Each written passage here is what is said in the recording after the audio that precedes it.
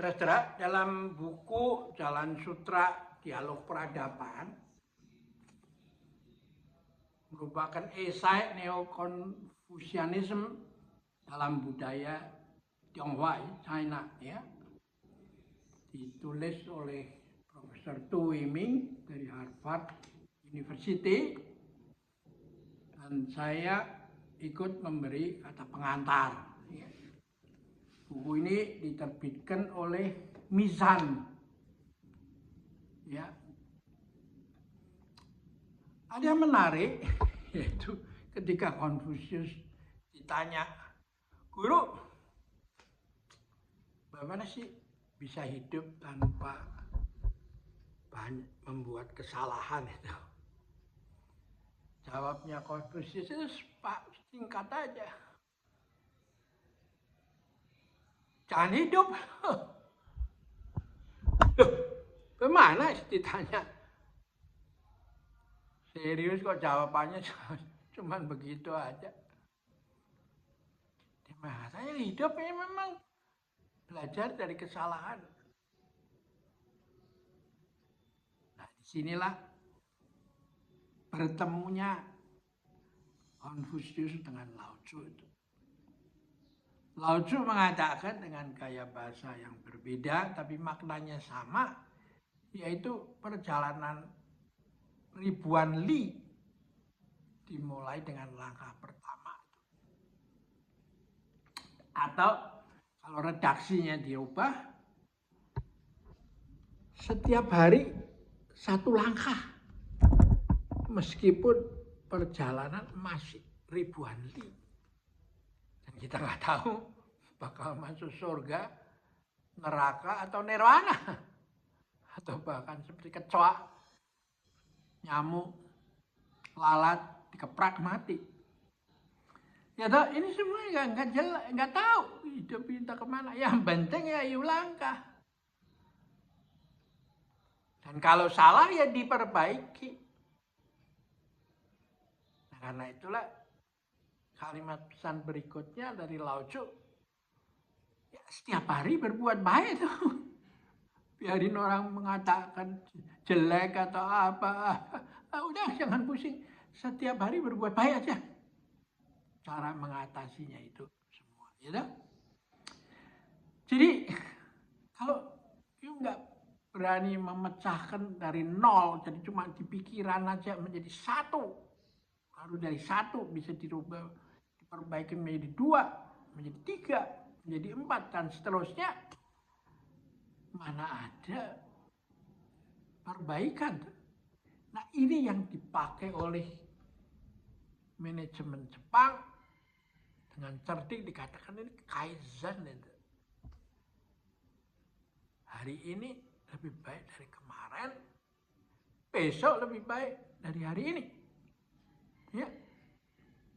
Nah, diambil kalau dikait dengan kesehatan, ya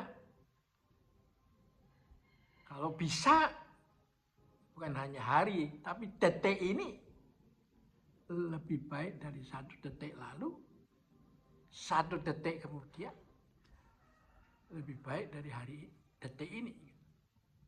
Jadi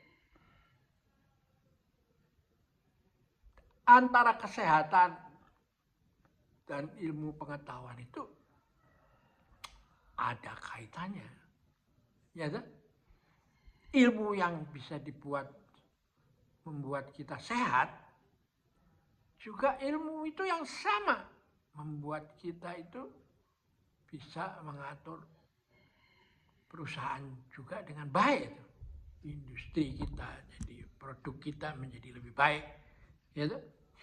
Jadi ini uniknya. Jadi lalu kalau tiap hari berbuat baik terus gimana? Ya nggak ada. Ya kalau mau jemput itu surga ya nggak jauh-jauh lah dari surga. Karena berbuat baik kan. Nah, kalau ke neraka ya kecil kemungkinannya kan. Jadi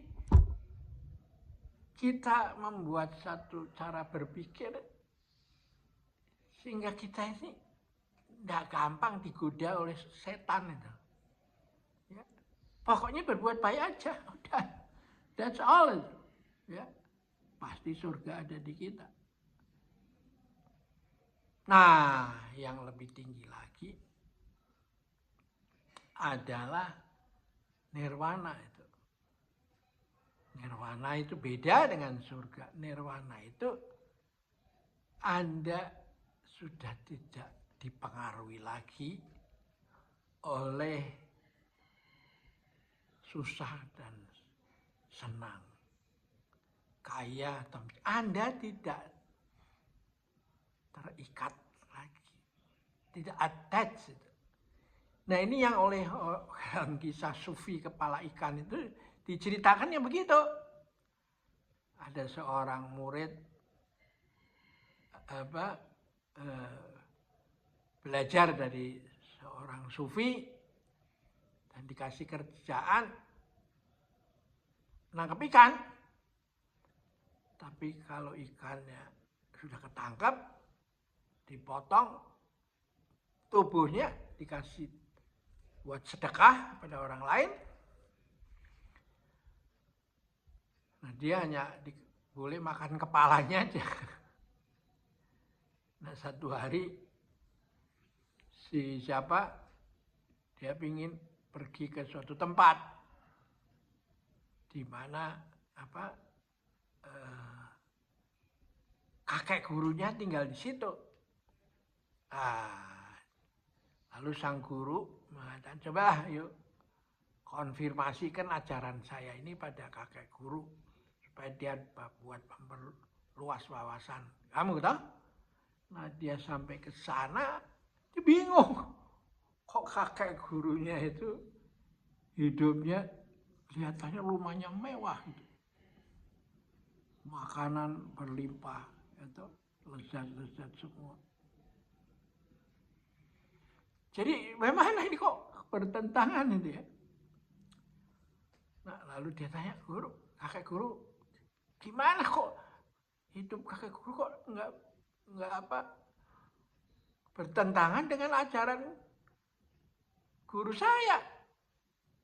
Suruh nangkap ikan, badannya dikasih sedekah, saya disuruh makan kepalanya. Guru kakek guru, udah bener itu. Ya, udah bener. Sekarang kamu pulang sana, kasih tahu sama gurumu bahwa kok saya dikasih nasihat yang bertentangan ini. Ya. Dan lalu ketika sampai diceritakan, guru saya ini bingung belajar sama guru disuruh begini, belajar sama kakek guru yang hidupnya beda, mewah, kok bagaimana saya nggak ngerti nih, saya sedang belajar apa? Gurunya senyum, benar itu yang diajarkan oleh kakek guru. Karena intinya ada ketidakmelekatan itu. Jadi begitu Anda melekat pada kesenangan, maupun melekat atau pada kesedihan, maka selama itu kamu seperti bandul digoyang terus itu. Hanya kalau kamu tidak melekat itu, baik disuruh makan kepala ikan maupun makan ikan, dagingnya ikan itu. Nah inilah yang di dalam kitab kuno Prajnaparamita kalau nggak salah itu dikatakan yang kosong itu adalah isi. Yang isi adalah kosong. Nah itulah yang disebut nirwana itu. Ya. Oke, kita akhirin di sini dulu. Sampai jumpa lagi.